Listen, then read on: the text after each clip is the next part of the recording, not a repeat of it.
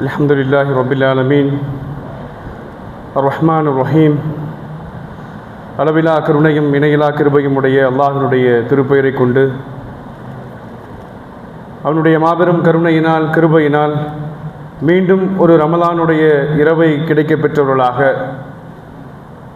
இந்த ரமலானுக்கே உரிய நஃபிலான தொழுகையை நிறைவேற்றிவிட்டு இறை இல்லத்திலே குழுமியிருக்கக்கூடிய நம்மனைவர்கள் மீதும் இறைவனுடைய சாந்தியும் சமாதானமும் உண்டாவதாக என்ற பிரார்த்தனையோடு, அன்பானவர்களே, அஸ்ரத்துல் முபஸ்ஸிரூன் ஸ்வர்க்கத்திற்கு வாக்களிக்கப்பட்ட சஹாபாக்களுடைய வரலாற்றை நாம் கடந்த நாட்களிலே பார்த்து வந்தோம். அந்த அடிப்படையிலே எம்பெருமானா ஸல்லல்லாஹு அலைஹி வஸல்லம் அவர்கள் இந்த ஸ்வர்க்கத்திற்கு வாக்களிக்கப்பட்ட நபர்களாக முதலாவதாக அபூபக்கர் சித்திக் ரலியல்லாஹு அன்ஹு அவர்களை குறித்து நாம் பார்த்தோம்.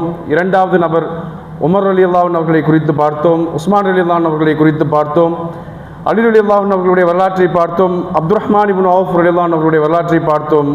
அபு உபைதா ரலியல்லாஹு அன்ஹு அவர்களுடைய வரலாற்றை பார்த்தோம். அதன் தொடர்ச்சியாக தல்ஹா இப்னு உபைதுல்லாஹ் அவருடைய வரலாற்றினுடைய சில நிகழ்வுகளை குறித்தும் அவருடைய வரலாற்றினுடைய படிப்பினைகளை குறித்தும் இன்றைய தினம் நாம் பார்க்க இருக்கின்றோம் இன்ஷா அல்லாஹ்.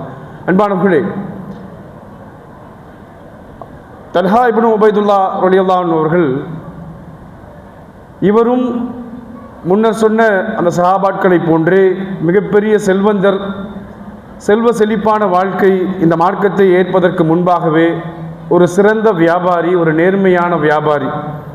ஆரம்ப காலகட்டத்தில் இஸ்லாத்தை ஏற்பதற்கு முன்பாகவே நல்ல பல குணநலங்களை கொண்டு இவரும் தன்னுடைய வாழ்க்கையிலே நடைமுறைப்படுத்தி வருகின்றார். அபூபக்கர் சித்திக் ரலியல்லாஹு அன்ஹு அவர்களுடைய குடும்பத்தாரோடு நெருங்கி இருக்கக்கூடிய ஒரே கோத்திரம், குறைஷிகளில் அந்த இருக்கக்கூடிய அந்த கோத்திரத்தில் அபூபக்கர் சித்திக் ரலியல்லாஹு அன்ஹு அவர்களுடைய அந்த கோத்திரத்தை சார்ந்தவர்களாக, அவருடைய குடும்பத்தினுடைய நபராக இவர் பார்க்கப்படுகின்றது. நாம் பார்த்தோம், அபூபக்கர் சித்திக் ரலியல்லாஹு அன்ஹு அவர்கள் இந்த மார்க்கத்தை பெருமானார் ஸல்லல்லாஹு அலைஹி வஸல்லம் அவர்களுக்கு வஹி வரும் பொழுது யமன் தேசத்தில் வியாபாரத்திற்காக சென்றிருந்தார் இல்லையா? அவருடைய வரலாற்றினுடைய நிகழ்வுகளை பார்க்கும் பொழுது நாம் பார்த்தோம். அதே மாதிரி தல்ஹா இப்னு ரலியல்லாஹு அன்ஹு அவர்கள் என்ன பண்ணுறாங்கன்னா, அவர்கள் பஸ்ராவினுடைய ஒரு சந்தையில் இந்த நிகழ்வின் பொழுது அவர்கள் வியாபாரத்திற்காக பஸ்ராவிற்கு சென்றிருக்கக்கூடிய நிகழ்வு. பஸ்ராவினுடைய சந்தையில் இருக்கும் பொழுது அங்கே ஒரு பாதிரியார், அரபு தேசத்திலிருந்து இங்கு யாராவது வியாபாரத்திற்காக வந்திருக்கின்றீர்களா என்று கேட்ட வண்ணம் அவர் அந்த சந்தைக்குள்ளே வரார். இப்போது ஒரு தல்ஹா ரலியல்லாஹு அன்ஹு அவர்கள் தான் அரபு தேசத்திலிருந்து வந்திருப்பதாக அந்த தகவலை அந்த பாதிரியாரிடத்தில் சொன்னதற்கு பிறகு அவர் கேட்குறாரு, உங்கள் ஊரில் அஹமது வந்துட்டாரான்னு கேட்குறார். இப்போ இவருக்கு ஒன்றும் புரியல. அஹமது வந்துட்டாரான்னு அந்த பாதிரியார் கேட்குறாரு. அந்த பாதிரியார் சொல்கிறாரு, எங்களுக்கு வந்த அறிவிப்புகளினுடைய படி பேரித்த மரத்தோட்டத்தினுடைய அந்த குழுமி இருக்கக்கூடிய அந்த நாட்டிலே நடுவிலே இவர் வருவார்னு எங்களுக்கு அறிவிப்பு இருக்குது. அந்த அடிப்படையில் நான் கேட்குறேன்னு சொல்கிறாரு. இந்த கேள்வியோடு இவர் மக்காவிற்கு வியாபாரத்தை முடித்துவிட்டு மக்காவிற்கு வரார். மக்காவிற்கு வந்த உடனே மக்காவிலே இவர் கேட்டது, ஏதாவது ஒரு புதிய நிகழ்வு இங்கே அரங்கேறியதா என்று கேட்கிறார். அப்போ அவங்க மக்காவாசிகள் சொல்கிறாங்க, ஆமாம், இந்த மாதிரி அப்துல்லா அவருடைய மகன் முகம்மது அவர் தன்னை நபி என அடையாளப்படுத்தி கொண்டு ஓரிரை கொள்கையை இந்த மக்களிடத்திலே எத்தி வைத்து கொண்டிருக்கின்றார் என்ற செய்தியை இவரிடத்திலே சொன்ன மாத்திரத்திலே இவர் உடனடியாக விரைந்த நபர் அபூபக்கர் சித்திக் ரலியல்லாஹு அன்ஹு அவர்களிடத்திலே விரைகிறார். அபூபக்கர் சித்திக் ரலியல்லாஹு அன்ஹு அவர்களிடத்திலே சென்று இந்த செய்தியை குறித்து கேட்ட உடனே அபூபக்கர் சித்திக் ரலியல்லாஹு அன்ஹு என்ன பண்ணுறாங்க, இந்த ஓரிரை கொள்கையை எடுத்து வைத்ததற்கு பிறகு பெருமானார் ஸல்லல்லாஹு அலைஹி வஸல்லம் அவர்களோடு இவரை பெருமானார் ஸல்லல்லாஹு அலைஹி வஸல்லம் அவர்களிடத்திலே அழைத்து செல்கின்றார். அன்பானவர்களே, அபூபக்கர் சித்திக் ரலியல்லாஹு அன்ஹு அவர்களுடைய வரலாற்றை பார்க்கும் பொழுது மூன்றாவது முறை நான் மீண்டும் நமக்கான நினைவூட்டலாக நான் சொல்ல விரும்புவது, லா இலாஹ இல்லல்லாஹ் முஹம்மது ரசூலுல்லாஹ் என்ற கலிமாவை முதலாக ஏற்ற ஒரு ஆண் என்பதாக மாத்திரம் அபூபக்கர் சித்திக் ரலியல்லாஹு அன்ஹு அவர்களை அடையாளப்படுத்துகின்றோம். ஆனால் அதை முதலாக நடைமுறைப்படுத்தியவரும் அபூபக்கர் சித்திக் ரலியல்லாஹு அன்ஹு என்பதுதான் நாம் இந்த வரலாற்று நிகழ்வின் மூலமாக புரிந்து கொள்ள முடிகின்றது. அன்பானவர்களே, தங்களுடைய நண்பர்கள் அனைவரையும் ஒரு சேர இந்த மார்க்கத்திற்காக அழைத்தவர் அபூபக்கர் சித்திக் ரலியல்லாஹு அன்ஹு. பார்க்கிறோம், ஜுபைர் இப்னு அவ்வாம் ரலியல்லாஹு அன்ஹு அவர்கள், ஸைத் இப்னு அபி வக்காஸ் ரலியல்லாஹு அன்ஹு அவர்கள், உஸ்மான் இப்னு அஃபான் ரலியல்லாஹு அன்ஹு அவர்கள், தல்ஹா இப்னு உபைதுல்லாஹ் ரலியல்லாஹு அன்ஹு அவர்கள், சஅத் இப்னு அபி வக்காஸ் ரலியல்லாஹு அன்ஹு அவர்கள், அப்துர்ரஹ்மான் இப்னு அவுஃப் ரலியல்லாஹு அன்ஹு அவர்கள், இவர்களை போன்ற மிகப்பெரிய செல்வந்தர்கள், வியாபாரிகளை அபூபக்கர் சித்திக் ரலியல்லாஹு அன்ஹு அவர்கள் ஒரு நல்ல நண்பர்கள் குழு அங்கே இருந்திருக்கு. அந்த நண்பர்களிடத்திலே முதலாக இந்த மார்க்கத்தை எடுத்து வைத்தவர்களாக இவருக்கும் தல்ஹா ரலியல்லாஹு அன்ஹு அவர்களுக்கும் இந்த மார்க்கம் சென்றடைகின்றது. அவர் பெருமானார் ஸல்லல்லாஹு அலைஹி வஸல்லம் அவர்களை சந்தித்த மாத்திரத்திலே இந்த மார்க்கத்தை ஏற்றுக்கொள்கின்றார்கள். அன்பானவர்களே, ஏற்றுக்கொண்ட உடனேயே மிகப்பெரிய செல்வந்தர், செல்வ செழிப்பான வாழ்க்கை, குறைஷிகளிலே மிக உயர்ந்த குலம் என்றெல்லாம் இவர்களை போற்றப்பட்ட இந்த குலத்தவர்களை உடனடியாக இந்த மார்க்கத்தை ஏற்ற மாத்திரத்திலேயே பல துன்புறுத்தல்களுக்கு ஆளாகிறாங்க. யார் மூலயமா இந்த மார்க்கத்தை ஏற்றுக்கொள்கின்றார்களோ அபூபக்கர் சித்திக் ரலியல்லாஹு அவர்களையும் தல்ஹா ரலியல்லாஹு அவர்களையும் ஒரு சேர குறைஷிகள் கட்டிவிட்டு இவர்களை துன்புறுத்தக்கூடிய அந்த நிகழ்வுகளும் இங்கே ஏற்படுது. இவர்களை துன்புறுத்துவதற்கு நௌஃபல் இப்னு குவைலித் என்று சொல்லக்கூடிய குறைஷிகளில் சிம்மம் என்று அடையாளப்படுத்தக்கூடிய அளவுக்கு ஒரு நபராக, ஒரு தலைவராக நௌஃபல் இருக்கிறாரு. அவர் மூலமாக இவருக்கு துன்புறுத்தல் கொடுக்கப்படுறது. ஏன்னா அங்கே குலமாக ஒரு கோத்திரத்தாருடைய யாராவது பனிஷ்மெண்ட் பண்ணுறாங்கன்னா அந்த குலம் சார்ந்தவர்கள் அங்கே எதிர்த்து கேட்பாங்க. அந்த மாதிரியான ஒரு நிலை ஏற்படக்கூடாதுங்கிறது மாத்திரமல்ல, இந்த நௌஃபலை எதிர்த்து யாரும் தன்னுடைய குரலை உயர்த்த முடியாத அளவுக்கு இருக்கக்கூடிய ஒரு நபரால் இவர்கள் துன்புறுத்தப்படுகின்றார்கள். எந்த அளவுக்குன்னு சொன்னால், இவர்கள் இருவரும் கட்டி வைத்து துன்புறுத்தப்படுகின்றார்கள். நடு ரோட்டில் அவர்கள் விடப்படுகின்றார்கள். ஒரு மசூத் இப்னு கிராய் என்று சொல்லக்கூடியவர்கள் ஒரு அறிவிப்பில் சொல்கிறாரு, சஃபாவிற்கும் மருவாவிற்கும் இடையே அவர்கள் தவாப் செய்து கொண்டிருக்கக்கூடிய நிலையில் பெரும் கூட்டம் ஒன்று ஒரு இளைஞர்களை பார்த்தவராக பெரும் கூட்டம் ஒன்று போகுது. அந்த இளைஞர் யார் என்பதைக்கா என்ன அங்கே நடக்குதுங்கிறத இவர் தேடி போகிறாராம். அந்த இடத்துல தன்னுடைய கைகளையும் கால்களையும் கழுத்தோடு கட்டி வைத்துவிட்டு தல்ஹா ரலியல்லாஹு அவர்கள் அங்கே துன்புறுத்தப்படுகின்றார். இதை கூட்டமாக எந்த செல்வந்தர்கள் தங்களுடைய நாட்டிலே செல்வந்தர்களாக அடையாளப்படுத்தப்பட்டார்களோ அந்த செல்வந்தருக்கு இந்த மார்க்கத்தை ஏற்றவுடன் நடக்கக்கூடிய நிகழ்வுகளை குறித்து நாம் பார்க்கின்றோம். அன்பானவர்களே, அந்த அளவுக்கு துன்புறுத்தலுக்கு இவர் ஆளாகிறாங்க. அப்போ இந்த நிகழ்வை அவர்கள் பதிவிட்டு சொல்கிறாங்கன்னு சொன்ன அன்பானவர்களே, இந்த மார்க்கத்தை ஏற்ற மாத்திரத்தில் எப்பேற்பட்ட பாதிப்புகளை இவர்கள் தாங்கி இருந்தார்கள் என்பதை நாம் பார்க்க முடிகின்றது. அன்பானவர்களே, பெருமானார் ஸல்லல்லாஹு அலைஹி வஸல்லம் அவர்கள் இந்த மார்க்கத்தை ஏற்ற இவருக்கு பல்வேறு உயரிய பட்டப்பெயர்களை சூட்டி அழகான முறையில் அழைத்திருக்கின்றார். பெருமானார் ஸல்லல்லாஹு அலைஹி வஸல்லம் அவர்கள் சொல்கின்றார்கள், கொடுத்த வாக்கை நிறைவேற்றுபவர்களுள் இவரும் ஒருவர் என்று இப்னு மாஜா ஹதீஸ் பதிவேற்றில் வந்திருக்கக்கூடிய இந்த ஹதீஸ் பெருமானார் ஸல்லல்லாஹு அலைஹி வஸல்லம் அவர்கள் அறிவிக்கின்றார்கள், கொடுத்த வாக்கை நிறைவேற்றுபவர்களில் இவரும் ஒருவர். பூவுலகிலேயே ஒரு ஷஹீதை யாரானும் கண்குளிர்ச்சியாக காண வேண்டும் என்று ஆசைப்பட்டால் தல்ஹா அவரை பார்த்துக் கொள்ளுங்கள் என்று பெருமானார் ஸல்லல்லாஹு அலைஹி வஸல்லம் அவர்கள் வெளியிடுறாங்க. இதுவும் இப்னு மாஜாவில் பதிவு செய்யப்பட்டிருக்கின்றது. அன்பானவர்களே, ஒரு இறைவசனத்தை நாம் அதிகமாக கேட்டுக்கொண்டிருப்போம். அந்த வசனத்தினுடைய உதாரணமாக ஒரு நிகழ்வை, இவருடைய வரலாற்று நிகழ்வுகளை நம்மால் ஒப்பிட்டு பார்க்க முடிகின்றது. அந்த வசனம் 33வது அத்தியாயத்தினுடைய 23வது வசனம், நம்பிக்கையாளர்களில் இத்தகையவர்களும் இருக்கின்றனர். அல்லாஹ்விடம் தாங்கள் கொடுத்த வாக்குறுதியை அவர்கள் மெய்ப்படுத்தி காட்டுகின்றார்கள். அவர்களில் சிலர் தமது நேர்ச்சையை நிறைவேற்றி விட்டார்கள், இன்னும் சிலர் அதற்கான நேரத்தை எதிர்பார்த்த வண்ணம் இருக்கின்றார்கள். அவர்கள் தம்முடைய நடத்தையில் எவ்வித மாற்றத்தையும் செய்யவில்லை என்ற வசனத்தை நாம் கேள்விப்பட்டிருப்போம். அன்பார்களே, நிறைவேற்ற எதிர்பார்த்திருப்பார்கள் என்று சொன்னால் என்ன? தங்களுடைய உயிரை தங்களுடைய உள்ளங்கையிலே ஏந்தியவர்களாக எந்நேரமும் இந்த மார்க்கத்திற்காக ஏதாவது ஒரு சந்தர்ப்பத்திலே அதை பயன்படுத்த வேண்டும் என்ற எண்ணத்தோடு களத்திலே காத்து கொண்டிருக்கக்கூடியவர்களை குறித்துத்தான் இந்த வசனம் நமக்கு சொல்லி காட்டுகின்றது. அப்படி ஒரு நிகழ்வு இவருடைய வரலாற்றிலே நம்மால் பார்க்க முடியும். அன்பார்களே, உஹதுடைய போர்க்களம், நேற்றைய தினம் பத்ருடைய படிப்பினைகளை குறித்து பார்த்தோம். ஹிஜ்ரி 2வது ஆண்டு நடைபெற்ற அந்த பத்ருக்கு பிறகு 3வது ஆண்டு பழி தீர்க்க வேண்டும் என்ற கடுமையான எண்ணத்தோடு உஹதுடைய போர்க்களம் நிறைவேறுகின்றது. உஹதுடைய போர்க்களத்தை குறித்து நாம் பல்வேறு இடங்களில் நாம் கேள்விப்பட்டிருப்போம். உஹதுடைய போர்க்களம் முஸ்லிம்களை பழிவாங்க வேண்டும் என்பதற்காகவே குறைஷிகள் திரண்டு வந்த அந்த போர்க்களத்தினுடைய நிகழ்வுகள் என்னென்ன படிப்பினைகளை நமக்கு தந்தது என்பதை நாம் பார்க்கின்றோம். பத்ருடைய போர் நமக்கு நம்பிக்கைக்கும் ஒரு தியாகத்திற்கும் பிரார்த்தனைக்கும் ஒற்றுமைக்கும் சான்றாக படிப்பினையாக பத்ருடைய போர்க்களத்தை பார்த்தோம் என்று சொன்னால், உஹதுடைய போர்க்களம் பல்வேறு படிப்பினைகளை இந்த சமூகத்திற்கு தந்து கொண்டிருக்கின்றது. அதில் தலைமைக்கு கட்டுப்படுதல், முழுமைக்கு முன்னால் வெற்றியினுடைய கொண்டாட்டம் எவ்வேற்பட்ட விளைவுகளை ஏற்படுத்தும் என்பது உஹதுடைய போர்க்களத்தினுடைய படிப்பினை. தியாக மனப்பான்மை, போராட்டம் என்பதாக உஹதுடைய போர்க்களமும் நமக்கு பல்வேறு படிப்பினைகளை நமக்கு தருகின்றது. அந்த போர்க்களத்தில் பெருமானார் ஸல்லல்லாஹு அலைஹி வஸல்லம் அவர்களுடைய கட்டளைக்கு இணங்க ஒரு குழுவின் மேல, ஒரு மலை முகட்டின் மேல அம்பெய்யும் வீரர்களை பெருமானார் ஸல்லல்லாஹு அலைஹி வஸல்லம் அவர்கள் நியமித்து வருகிறாங்க இல்லையா? பின்னாடி வந்து யாரும் தாக்கிவிடக் கூடாது என்பதற்காக. முன்னால் பெற்றுக்கொண்டிருக்கக்கூடிய அந்த வெற்றியினுடைய காரணமாக உடனே அந்த போர்க்கடிமங்களை எடுக்க வேண்டும் என்ற எண்ணத்தோடு அந்த வீரர்கள் படையிறங்கி வராங்க. உஹதுடைய போர்க்களம் மிகப்பெரிய சீரழிவுகளுக்கு உள்ளாகுது. குறைஷிகளுடைய படை பின்னால் நோக்கி முஸ்லிம்களை பின்னோக்கி வந்து தாக்கக்கூடிய நிலைமை ஏற்படுது. இந்த இடத்துல பெருமானார் ஸல்லல்லாஹு அலைஹி வஸல்லம் அவர்களை நோக்கி பல்வேறு படை வீரர்கள் முன்னாடி வராங்க. பெருமானார் ஸல்லல்லாஹு அலைஹி வஸல்லம் அவர்களை தாக்க வேண்டும் என்பது மாத்திரமல்ல, பெருமானார் ஸல்லல்லாஹு அலைஹி வஸல்லம் அவர்களை கொலை செய்ய வேண்டும் என்ற எண்ணத்தோடு உஹதுடைய போர்க்களம் குறைஷிகள் பெருமானார் ஸல்லல்லாஹு அலைஹி வஸல்லம் அவர்களை நோக்கி வருகிறார். அப்போது இந்த இடத்துல நம்ம ஏற்கனவே பார்த்தோம், சொர்க்கத்திற்கு வாக்களிக்கப்பட்ட ஒரு சஹாபியினுடைய அபூபக்கர் சித்திக் ரலியல்லாஹு அவர்களுடைய ஹதீஸை பார்த்தோம். இப்போ இங்கே தல்ஹா ரலியல்லாஹு அவர்கள் உஹதுடைய போர்க்களத்தை தன்னுடைய போர்க்களமாக, உஹது என்று சொன்னாலே பெரும் பெரும் சஹாபாட்கள் தல்ஹா ரலியல்லாஹு அவர்களை அடையாளப்படுத்தக்கூடிய ஒரு நிகழ்வை தல்ஹா ரலியல்லாஹு அவர்கள் அங்கே அல்லாஹ்வுடைய உதவியால் அவர் அங்கே நிறைவேற்றுகின்றார். எப்படி? பெருமானார் ஸல்லல்லாஹு அலைஹி வஸல்லம் அவர்களை நோக்கி வலதுபுறமும் இடதுபுறமுமாக குறைஷிகளுடைய படை முன்னோக்கி வரக்கூடியதை அந்த காட்சியை பார்க்கிறாரு. இவர் உடனே முன்னோக்கி போறாங்க. ஒரு நபர் 11 நபர்களை சமாளிக்கக்கூடிய அளவுக்கு அந்த போர்க்களத்தில் இவர் களமாடுகின்றார். 11 நபர்களை சமாளிப்பது மாத்திரமல்ல அன்பானவர்களே, தூரத்திலிருந்து வரக்கூடிய அம்புகளும் அந்த ஈட்டிகளையும் இவர் எதிர்கொள்கிறார். பெருமானார் ஸல்லல்லாஹு அலைஹி வஸல்லம் அவர்களுக்கு கேடயமாக இவர் தன்னுடைய உடலை பெருமானார் ஸல்லல்லாஹு அலைஹி வஸல்லம் அவர்களுக்கு முன்னால் நிறுத்தி வரக்கூடிய அம்புகளையும் வரக்கூடிய வில்லுகளையும் அவர்கள் தன்னுடைய உடம்பில் ஏந்தியவர்களாக பெருமானார் ஸல்லல்லாஹு அலைஹி வஸல்லம் அவர்களுக்கு தக்க பாதுகாப்பு கொடுத்த வண்ணம் அவர்கள் இருக்கிறார். பெருமானார் ஸல்லல்லாஹு அலைஹி வஸல்லம் அவர்களுக்கு முன்னால் பல்வேறு அன்சாரி தோழர்களும் முஹாஜிரின்களும் அவர்கள் வந்து பெருமானார் ஸல்லல்லாஹு அலைஹி வஸல்லம் அவர்களை தற்காப்பு செய்யக்கூடிய அந்த நிலையில் பல சஹாபாட்கள் அந்த இடத்துல ஷஹீதாக்கப்படுகின்றார்கள்.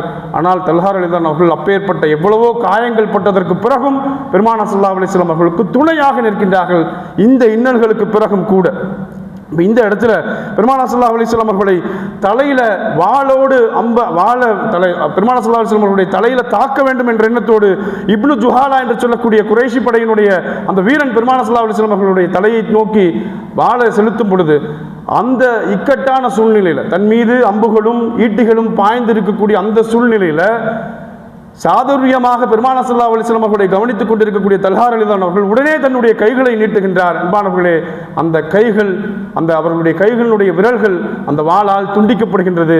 அவருடைய கைகளை தாண்டி போய் தான் பெருமானார் ஸல்லல்லாஹு அலைஹி வஸல்லம் அவருடைய தலையினுடைய கேடயத்தில் அடிபடுது. அதற்கு பிறகு பெருமானார் ஸல்லல்லாஹு அலைஹி வஸல்லம் அவருடைய முகத்தில் ஏற்பட்ட அந்த குழி நமக்கு தெரியும். அதன் மூலமாக ரத்தம் பீரிட்டு வரக்கூடிய அந்த நிலைமை ஏற்படுது.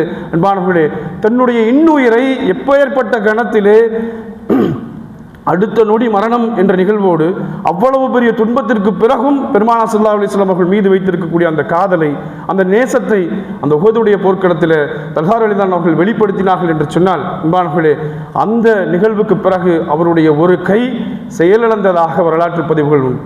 அவருடைய ஒரு ஆள்காட்டி விரலும் கட்டை விரலும் இந்த இடத்துல ஷஹீதாக்கப்படுகின்றது. அன்பானவர்களே, இந்த நிகழ்வுக்கு பிறகும், இவ்வளவு துன்பத்திற்கு பிறகும் தன்னுடைய நினைவை ஒரு கணம் கூட அந்த உஹதுடைய போர்க்களத்திலே எங்கேயுமே விடாத ஒரு எண்ணத்தோடு பெருமானார் ஸல்லல்லாஹு அலைஹி வஸல்லம் அவர்களை பாதுகாக்க வேண்டும் என்ற முனைப்போடு அவர்கள் இன்னும் களமாடி கொண்டிருக்கின்றார்கள்.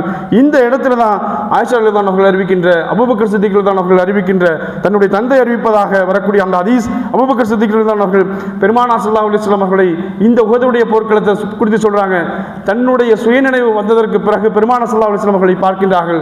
ஒரு புறத்திலிருந்து இவர் விரையும் பொழுது மறுமுனையிலிருந்து ஒரு பறவை எப்படி விரைந்து வருமோ அப்படி அபூபைதா ரலியல்லாஹு அவர்களை அபூபக்கர் சித்திக் ரலியல்லாஹு அவர்கள் அடையாளப்படுத்தினாங்க இல்லையா? அப்ப அபூபைதா ரலியல்லாஹு அவர்கள் வராங்க. இவர்கள் இருவரும் வந்து பெருமானார் ஸல்லல்லாஹு அலைஹி வஸல்லம் அவர்களை நெருங்கி அவர்களுக்குண்டான தேவைகளை நிறைவேற்றுவதை பார்த்ததற்கு பிறகுதான் தல்ஹா ரலியல்லாஹு அவர்கள் மயக்கம் விடுறாங்க. ஒரு துணை பெருமானார் ஸல்லல்லாஹு அலைஹி வஸல்லம் அவர்களுக்கு வந்து விட்டாங்கிற ஒரு மன நிம்மதியோடு அவர்கள் மயக்கம் விடுறாங்க. பெருமானார் ஸல்லல்லாஹு அலைஹி வஸல்லம் அவர்கள் அந்த நிகழ்வில் சொல்றாங்க, தன்னுடைய சகோதரரை கவனிங்க, தல்ஹா ரலியல்லாஹு அவர்களை நீங்கள் பார்த்து கொள்ளுங்கள்னு சொல்றாங்க.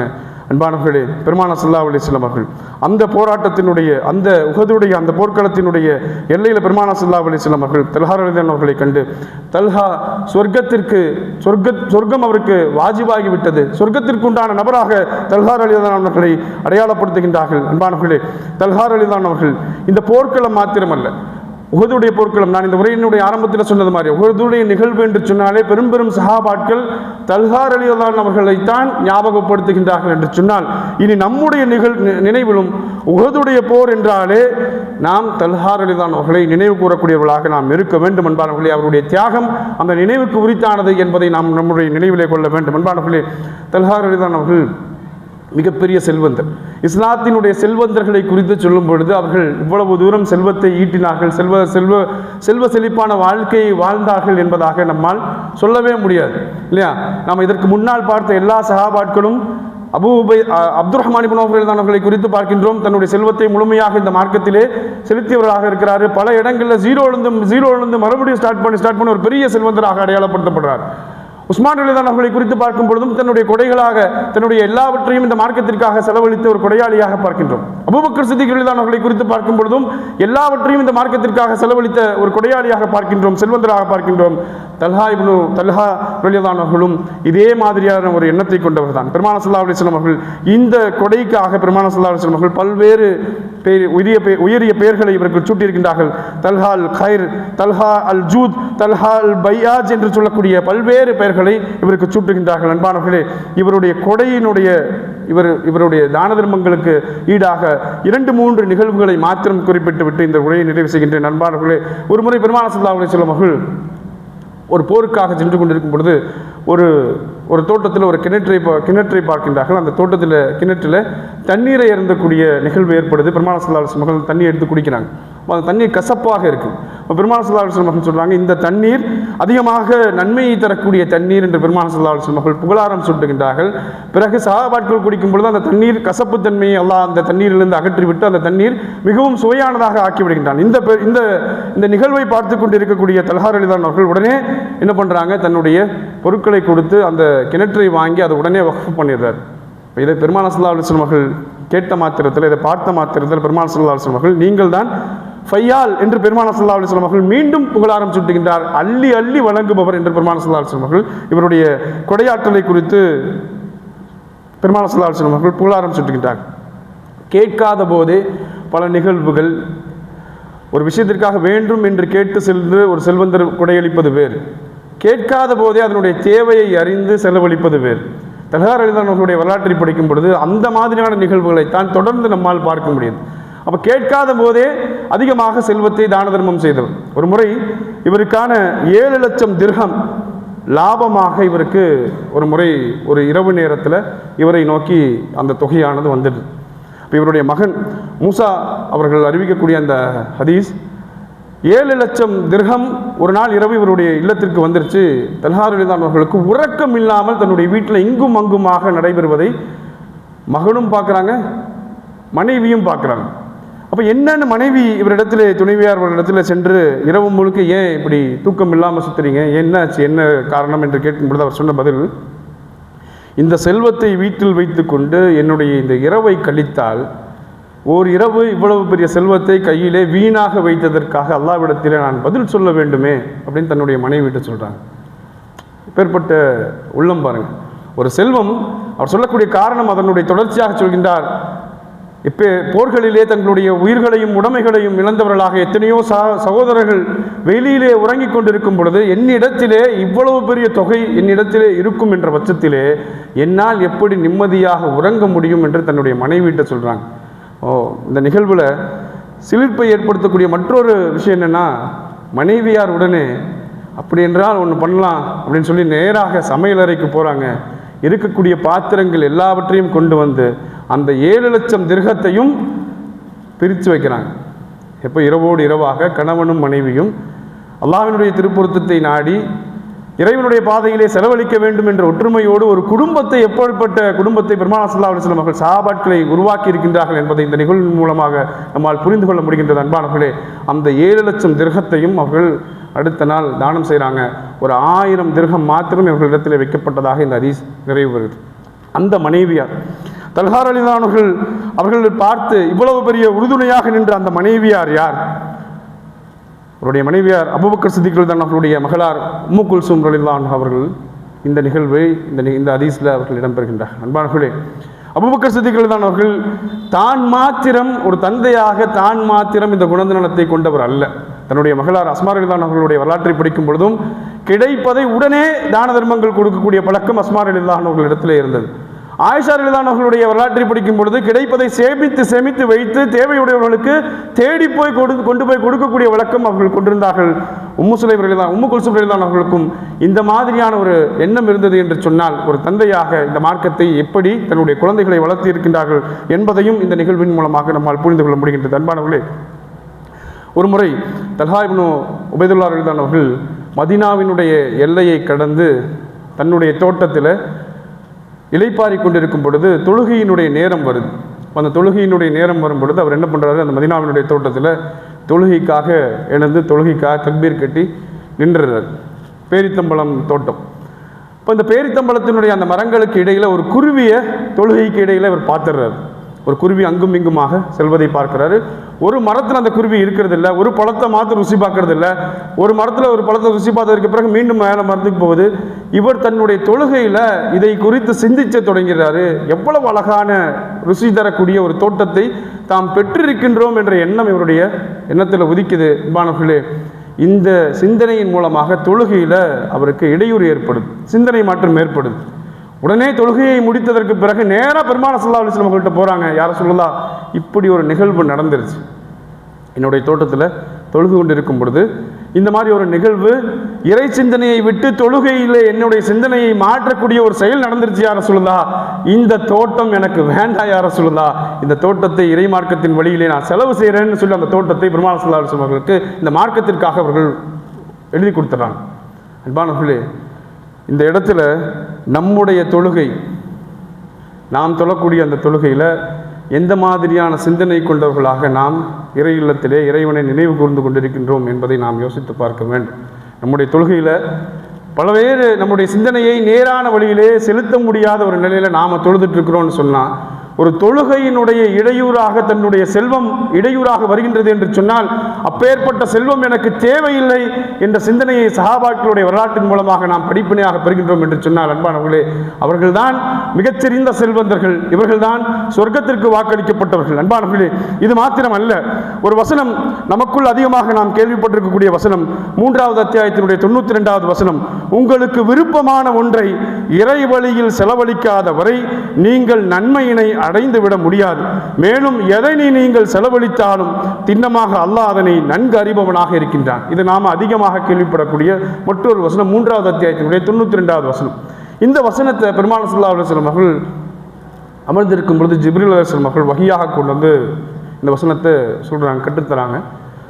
இந்த வசனத்தை கேட்ட பெருமானார் ஸல்லல்லாஹு அலைஹி வஸல்லம் அவர்கள் உடனே தங்களுடைய சஹாபாக்களை பார்த்து இந்த வசனத்தை ஓதி காட்டுகின்றார்கள். உங்களுக்கு விருப்பமானவற்றை இறை வழியில் செலவழிக்காத வரை நீங்கள் நன்மையினை அடைந்து விட முடியாது. மேலும் எதை நீங்கள் செலவழித்தாலும் திண்ணமாக அல்லாஹ் அதனை நன்கு அறிபவனாக இருக்கின்றான் என்ற வசனத்தை பெருமானார் ஸல்லல்லாஹு அலைஹி வஸல்லம் சஹாபாக்கள்கிட்ட ஓதி காட்டின உடனே இதை தஃப்சீர் இப்னு கஸீரில் இந்த நிகழ்வை சுட்டிக்காட்டி தான் விளக்கம் அளிக்கப்படுகின்றது. இதை கேட்ட மாத்திரத்தில் தல்ஹார் எழுந்தவர்கள் தன்னுடைய எண்ணத்தை ஓட்ட ஆரம்பிக்கிறார். எனக்கு எது ரொம்ப பிடிச்சமான விஷயம்னு ஓட்ட ஆரம்பிக்கிறார். என்னிடத்தில் இருக்கக்கூடியதை நான் செலவழிக்க வேண்டும் என்று சொன்னால் நான் அதிகமாக விரும்பக்கூடியது எது என்பதை தன்னுடைய நினைவில் ஓட்ட ஆரம்பிக்கிறாரு. ஓட்ட ஆரம்பிக்கும் பொழுது மதீனாவினுடைய பள்ளிவாசலுக்கு முன்பாக இருக்கக்கூடிய தன்னுடைய தோட்டத்தை, பைருஹா என்று அழைக்கக்கூடிய தன்னுடைய தோட்டத்தை அவருக்கு மிகவும் பிடித்த ஒரு தோட்டமாக இருக்குது. மதீனாவினுடைய அந்த வெயில் சூழ்ந்திருக்கக்கூடிய அந்த காலத்தில் அந்த தோட்டம் அதிகமாக நிழலும் குளிரும் குளுமையும் தரக்கூடிய இடமாக இருக்குது. பெருமானார் ஸல்லல்லாஹு அலைஹி வஸல்லம் அவர்களே பல முறை அந்த தோட்டத்தில் போய் தான் அவர்கள் அமைதியாக இருக்கக்கூடிய நிகழ்வுகள் அரங்கேறுது. அந்த தோட்டத்தில் போய் தான் பெருமானார் ஸல்லல்லாஹு அலைஹி வஸல்லம் அவர்கள் அங்கே இருக்கக்கூடிய பேரித்தம்பழங்களை பிடித்து சாப்பிடக்கூடிய வழக்கம் இருந்தது. அப்போ அந்த தோட்டத்தை தல்ஹார் எழுதானவர்களுக்கும் அதிகமாக பிடித்த ஒரு தோட்டமாக அவர்கள் இந்த தோட்டத்தை தன்னுடைய நினைவு கொண்டு வந்து வைக்கிறாரு. இந்த இறைவசனத்தை மெய்ப்படுத்த வேண்டும் என்று சொன்னால் உடனே என்ன பண்ணணும், தனக்கு பிடித்தவற்றை இந்த மார்க்கத்திற்காக இறைப்பாதையிலே செலவழிக்க வேண்டுமே.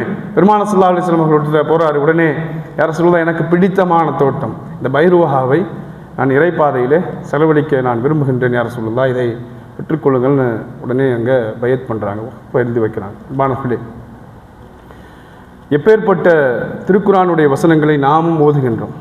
அந்த வசனங்களை நாம் மெய்ப்படுத்த போகின்றோமா, நம்முடைய சிந்தனையிலே அந்த மாதிரியான ஒரு எண்ணத்தை நாம் வைத்திருக்கின்றோமா என்பதை நாம் பார்க்க வேண்டும். நாம் செய்யக்கூடிய தான தர்மங்களை இங்கே ஒப்பீட்டளவிலே ஒப்பீடு செய்ய முடியாது என்று சொன்னாலும் கூட ஒரு நிகழ்வு, ஒரு துளி அதிலே நாம் செலுத்தி பார்க்க வேண்டும். நம்முடைய தான தர்மங்கள் இன்றைக்கு எந்த நிலைமையில இருக்குது, எதையெல்லாம் நம்மளுடைய தேவைக்கு போக நாம் உண்டு கழித்து அது உடித்து கிழிந்ததற்கு பிறகு அதை தானம் கொடுப்பதற்கு முற்படுகின்ற இந்த சமூகம் இறை வழியிலே இறை வசனத்தை கேட்ட மாத்திரத்திலே ஒரு தோட்டத்தை எழுதி வைக்கக்கூடிய அளவுக்கு செல்வந்தர்கள் இருந்தார்கள் என்று சொன்னால் அன்பார்களே, செல்வந்தர்கள் அவர்களுடைய சொத்தினால் அல்ல, அவர்களுடைய உள்ளத்தால் அவர்கள் செல்வந்தர்களாக திகழ்ந்தார்கள். அன்பானவர்களே, அந்த நிகழ்வு பெருமானார் ஸல்லல்லாஹு அலைஹி வஸல்லம் அவர்கள் மீண்டும் அவரை குறித்து புகழாரம் சூட்டக்கூடிய அந்த நிகழ்வு அன்பானவர்களே, இங்கே சொர்க்கத்திற்கு வாக்களிக்கப்பட்ட சஹாபாக்கள் என்று இவர்களுடைய பட்டியலெல்லாம் பார்க்கும் பொழுது இவர்களுடைய செல்வத்தை ஈட்டியது மாத்திரம் அல்ல, செல்வத்தை எவ்வாறு பயன்படுத்தினார்கள் என்பதையும் நம்மால் புரிந்து கொள்ள முடிகின்றது. அன்பானவர்களே,